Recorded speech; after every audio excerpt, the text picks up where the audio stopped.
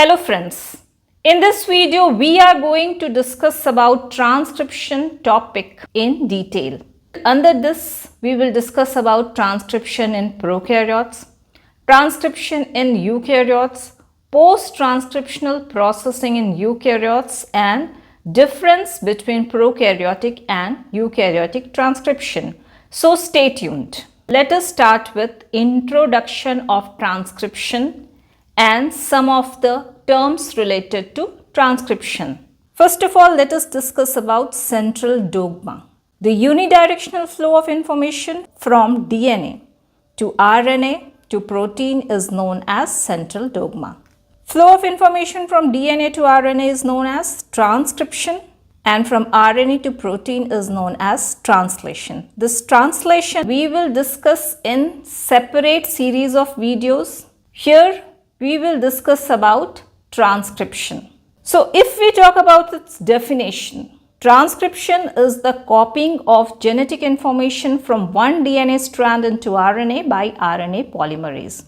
So the genetic information of one DNA strand is copied into RNA and this process is catalyzed by RNA polymerase. This is known as transcription, or in other words, it is the process of rewriting the genetic information contained in DNA into RNA by RNA polymerase.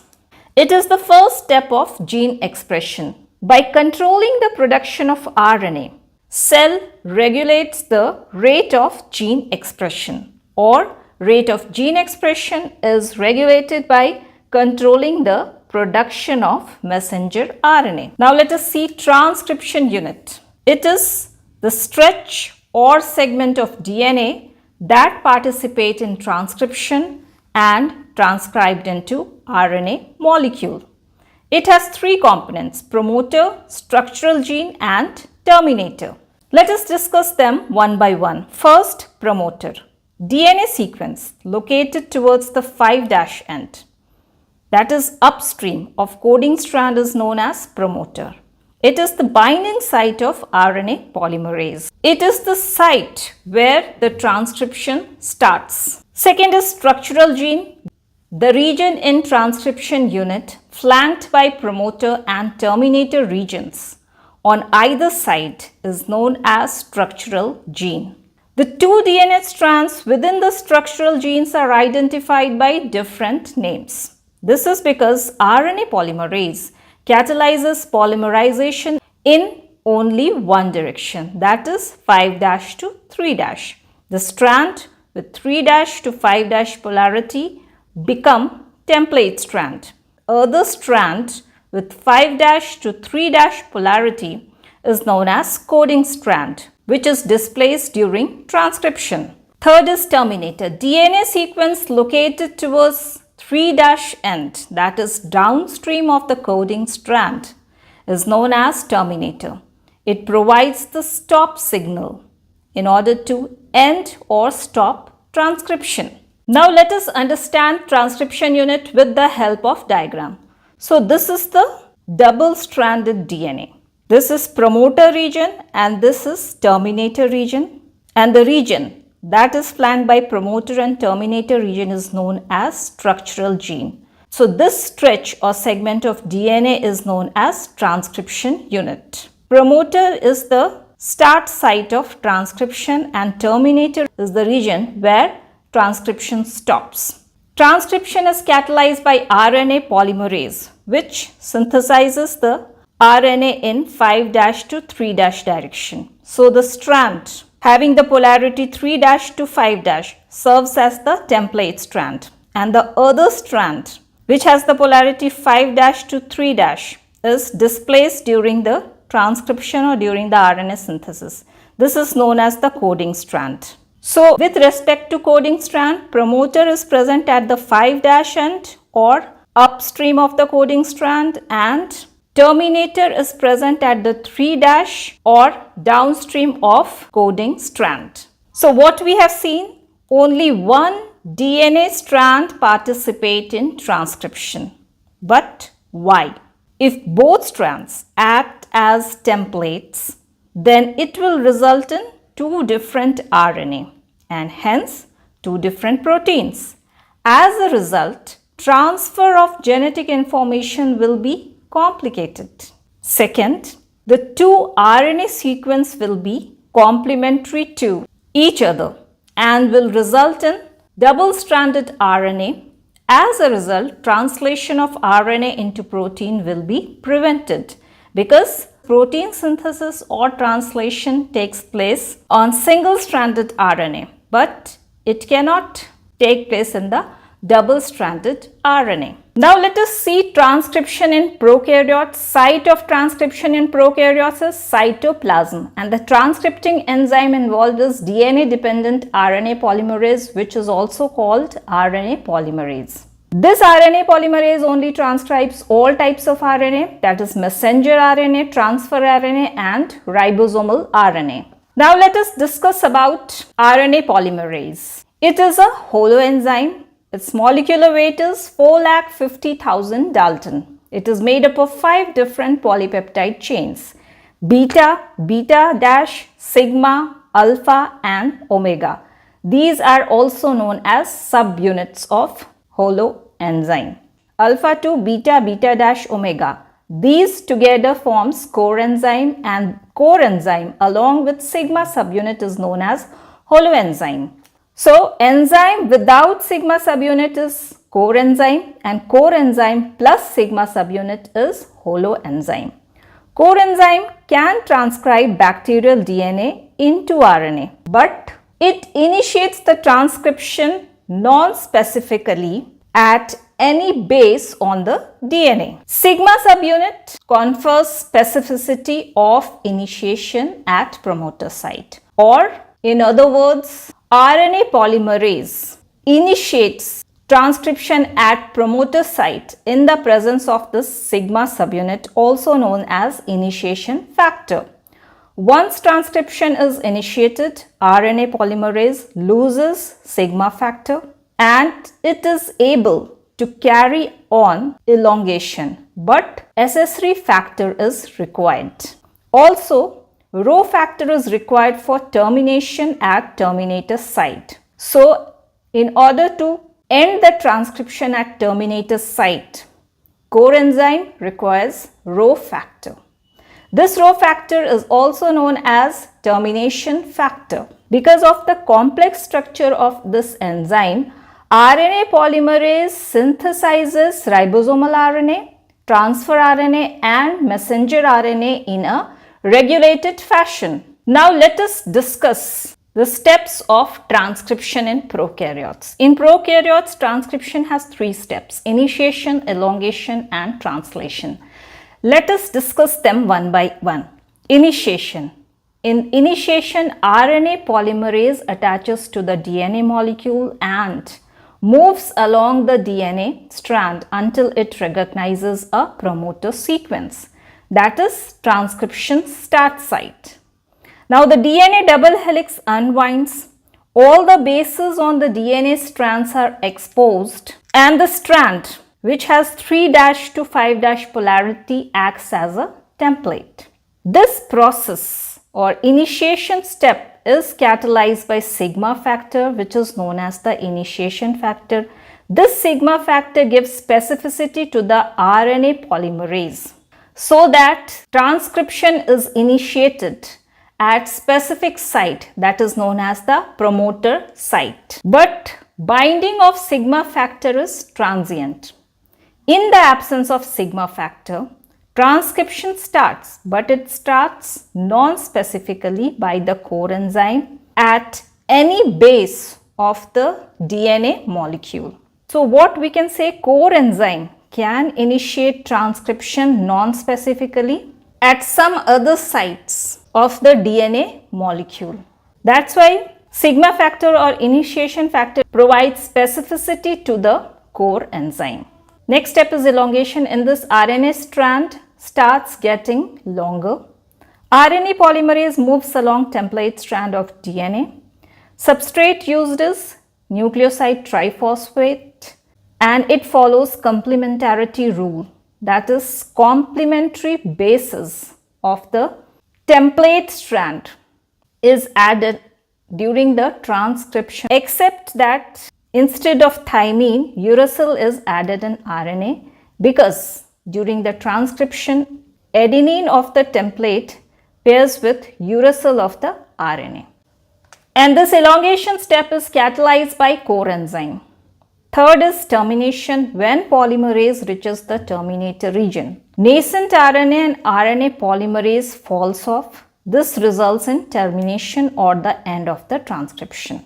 And in this process, RNA polymerase associates with Rho factor transiently. This Rho factor is known as the termination factor. Therefore, what we can say that Rho factor is required for the termination of the transcription. Now let us understand steps of prokaryotic transcription with the help of diagram. This is the DNA double helix. This is the promoter region and this is the terminator region. So in the process of initiation, RNA polymerase attaches to the DNA molecule and moves along the DNA strand until it recognizes the promoter region. And this promoter region is known as the transcription start site. Now what happens? Double helix of the DNA starts unwinding and its bases gets exposed. The strand which has 3' to 5' polarity serves as the template strand and the other strand is known as the coding strand. This is because RNA polymerase synthesizes RNA in the 5' to 3' direction. And once the process of transcription is initiated at the promoter site, then this sigma factor falls off or RNA polymerase loses the sigma factor. Now it is known as the core enzyme. So sigma factor is responsible for the initiation of the transcription, hence it is also known as initiation factor, and it provides the specificity to the core enzyme because in the presence of the sigma factor, initiation start at the specific site known as the promoter site. In the absence of the sigma factor, core enzyme can initiate transcription, but it is non-specific. It initiates the transcription at any base of the DNA strand. Now the second step is elongation. This core enzyme, in the absence of the sigma factor, continues the synthesis of the RNA strand. RNA strand gets longer. Substrate which is involved in the elongation of the RNA strand or the synthesis of the RNA strand is nucleoside triphosphate, and it is added in the template dependent fashion following the rule of complementarity. That is, complementary bases of the template strand are added during the elongation of the RNA strand, with the exception that instead of thymine, uracil is added in the RNA. Next step is termination. In this step, as RNA polymerase reaches the termination site, then Rho factor binds with this core enzyme. Now this RNA polymerase and nascent RNA strand falls off from this terminator site, and this results in the termination of the transcription, or this stops the transcription of the RNA. This Rho factor also associates with or binds with this core enzyme transiently. This Rho factor is known as the termination factor because it is required for the termination of the transcription. Now let us discuss some of the important points of prokaryotic transcription. In prokaryotes, no processing is required for messenger RNA. In prokaryotes, transcription and translation takes place in the same compartment, that is in the cytoplasm of the cell, because in prokaryotes, nucleus is not present. Hence, in prokaryotes, translation can begin much before messenger RNA is fully transcribed. Or in other words, what we can say that transcription and translation can be coupled in prokaryotes. Now let us discuss transcription in eukaryotes. If we talk about site, in eukaryotes, transcription site is nucleus as chromosomes are present in nucleus. Now let us discuss about transcripting enzymes. In eukaryotic cells, 3 nuclear RNA polymerase carry out transcription from DNA to RNA, and it is believed that they have developed from a single enzyme. In addition to these RNA polymerases, certain RNA polymerases are also found in cell organelles. There is clear-cut division of labor among these 3 RNA polymerases. Let us discuss them one by one. First is RNA polymerase 1. RNA polymerase 1 synthesizes most of the ribosomal RNAs. 5.8S, 18S and 28S ribosomal RNA. Ribosomal RNAs are considered structural RNAs as they are components of ribosome, and these are essential to the process of translation but are not translated themselves. Second is RNA polymerase 2. These are responsible for transcribing majority of eukaryotic genes. These synthesizes all protein coding nuclear pre-messenger RNA. These pre-messenger RNA then undergoes extensive processing and messenger RNA is formed, which is ready for translation, that is protein synthesis. Pre-messenger RNA is known as heterogeneous nuclear RNA. Third is RNA polymerase 3. These transcribes variety of structural RNAs, small nuclear RNA and transfer RNA. Transfer RNAs have critical role in translation. These serve as the adapter molecule between messenger RNA template and growing polypeptide chain. Each types of RNA polymerase recognizes a different promoter sequence and requires different set of transcription factor to bring it to DNA template. Now let us see steps of transcription. It has 3 steps. First is initiation. It involves recognition of promoter sequences. In eukaryotes, initiation is more complex as eukaryotes require several other proteins called transcription factors. These transcription factors first bind to the promoter region and then help to recruit the appropriate polymerase. Second is elongation. Once pre-initiation complex is formed, then polymerase is released from the transcription factor. RNA polymerase move along the DNA template strand. Nucleotides are added to the growing RNA molecule. Same as prokaryotes, uracil is added instead of thymine because RNA molecule has uracil. Direction of synthesis of RNA is 5' to 3'.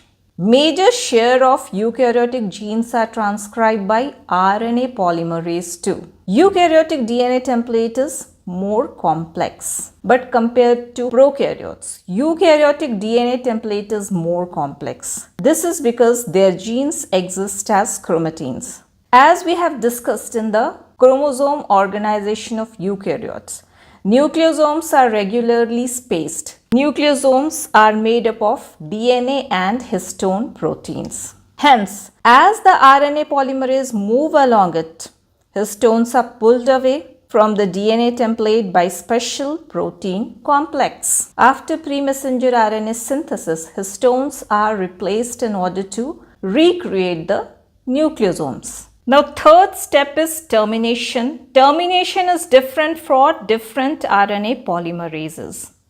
Genes that are transcribed by RNA polymerase 1 contain specific sequence of base pair, and this specific sequence consists of 18 nucleotides.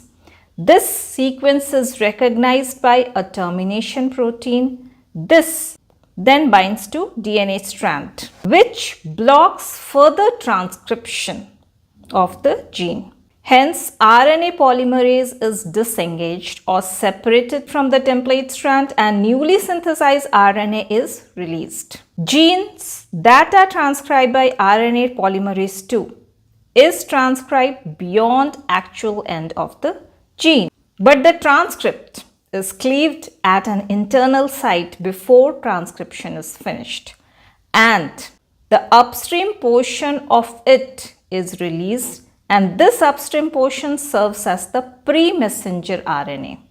The remaining transcript is digested by exonuclease. If we talk about genes transcribed by RNA polymerase III, their termination signal is not entirely understood. This RNA polymerase III transcribe RNA such as transfer RNA, structural RNA and small nuclear RNA. And these RNAs have a short stretch of 4 to 7 uracils at their 3' end. This stretch of uracils triggers RNA polymerase III to release nascent RNA and separate itself or disengage from template strand.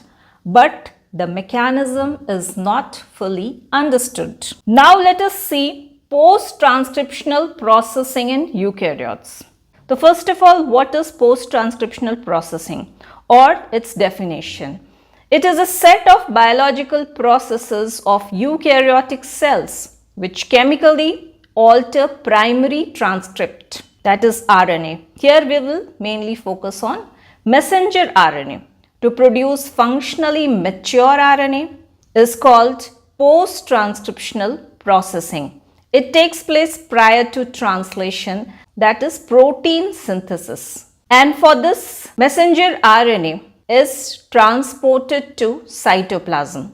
So, post-transcriptional processing occurs before being transported from nucleus to cytoplasm for translation or protein synthesis. It includes 3 processes: capping, tailing and splicing.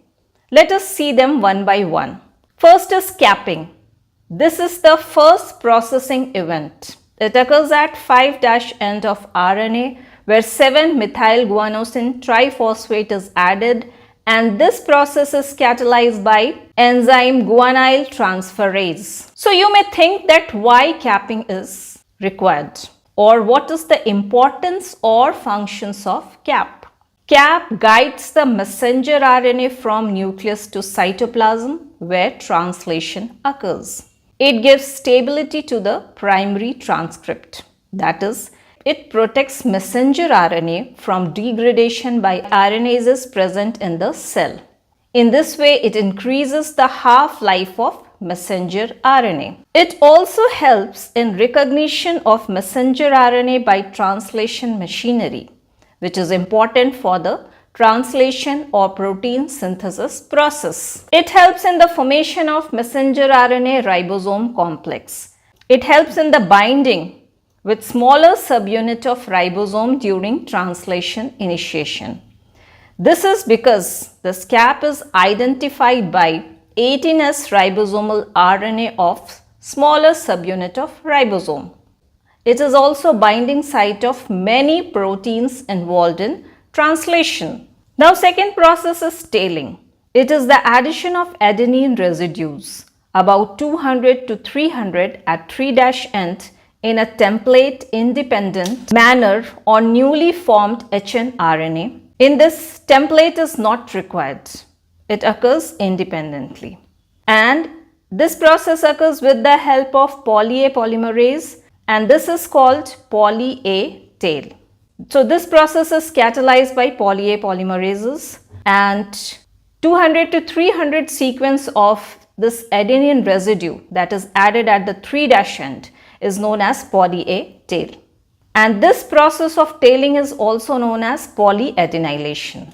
Now, functions or importance of tailing. Polyadenylated tail gives extended stability as it protects messenger RNA from degradation by RNases, and these RNases are present in the cytoplasm of cell. This is because messenger RNA is transported from nucleus to cytoplasm as translation, that is protein synthesis, occurs in the cytoplasm. It signals the end of transcription to the cellular factors.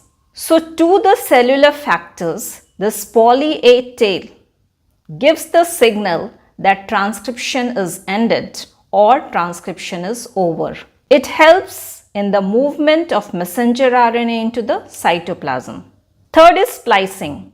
It is the process of removal of introns which are non-coding sequence and reattachment of the exons which are coding sequence into a continuous molecule. Reattachment occurs in a defined order. It takes place, or the splicing takes place by spliceosome machinery, and this spliceosome machinery consists of small nuclear RNAs, snRNA and proteins, and these spliceosome machinery only recognize the splicing sites. Now the need or functions of splicing. It helps in evolution by creating new combinations of exons by alternative splicing. So by alternative splicing, splicing occurs in different manner. Hence, different combinations of exons are created, and this helps in evolution of organism. It also helps in regulation of gene expression and protein content of the cell. Now let us understand post-transcriptional processing with the help of this diagram. This is pre-messenger RNA which has exons and introns. Exons are coding sequences and introns are non-coding sequences. So in the first step, cap is added to the 5' end. This cap is 7-methyl guanosine triphosphate. Then in the next step, polyadenylation takes place at the 3' end. That is 200 to 300 adenine residues are added to the 3' end. After that, splicing takes place.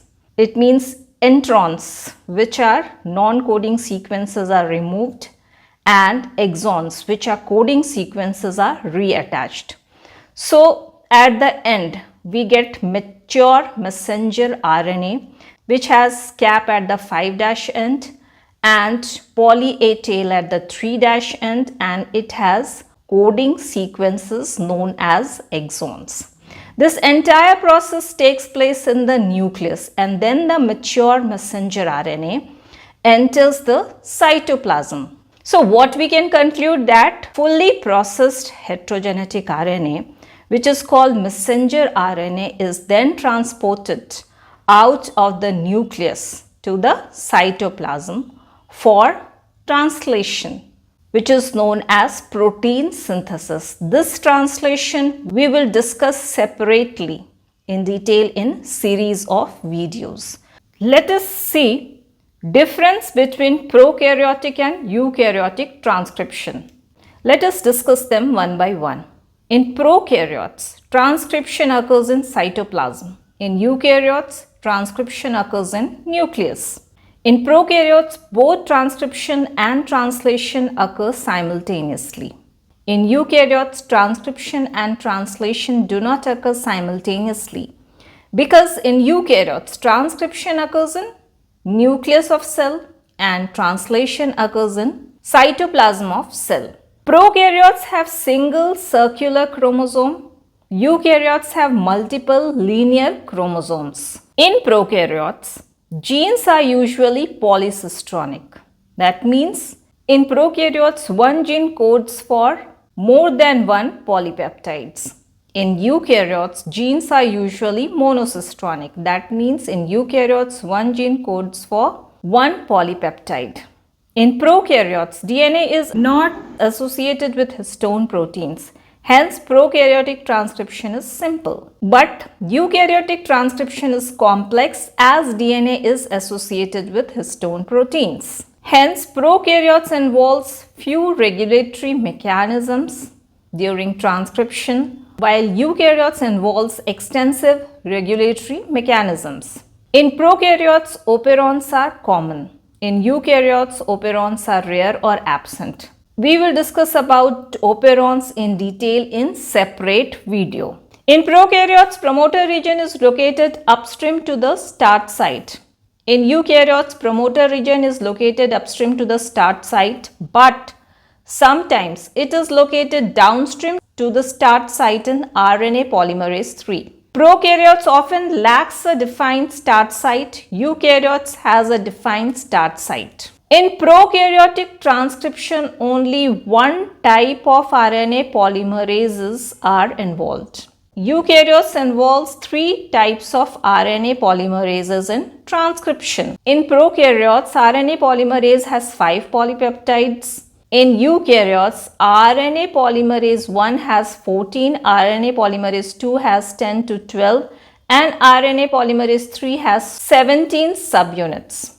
Prokaryotic transcription requires the presence of sigma factor. Sigma factor is not present in eukaryotes. It requires initiation factor, in short IF. In prokaryotes, termination of transcription occurs by row-dependent or row-independent mechanisms. In eukaryotes, termination occurs by cleavage and polyadenylation of the pre-messenger RNA. That is, poly-A tail is added to the 3' end of pre-messenger RNA. In prokaryotes, translation, that is protein synthesis, can occur immediately because in prokaryotes, transcription and translation occur in cytoplasm.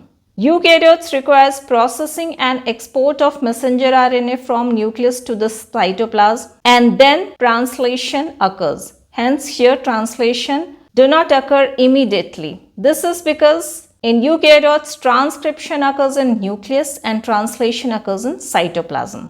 In prokaryotes, no post-transcriptional processing or modification of pre-messenger RNA occurs. Eukaryotes undergoes post-transcriptional processing. In prokaryotes, no capping of RNA occurs. In eukaryotes, capping of RNA occurs. In prokaryotes, introns are absent.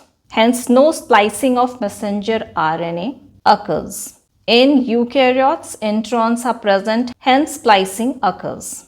Prokaryotes exhibits higher rate of transcription. Eukaryotes exhibits lower rate of transcription. In prokaryotes, messenger RNA is generally less stable. In eukaryotes, messenger RNA is more stable. So this is all for today's video. If you like this video, please hit the like button, share it and subscribe my channel. Thank you.